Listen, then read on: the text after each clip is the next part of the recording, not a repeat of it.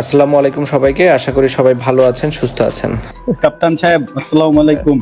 তুই তো সব সমস্যার তুই বাধাই দিস। আজকে মনে হচ্ছে কিছু একটা হবে। যাই হোক, ওটা আমার কাছে মনে হচ্ছিল যে মানে ভেতর থেকে অনেক কিছু মানুষের হঠাৎ করে চাইলে সেটা হয়ে যায়।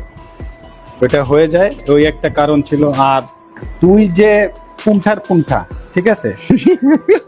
ঠিক আছে ভাই, তুই তো সবাই নাড়াই নিয়ে বেড়াস।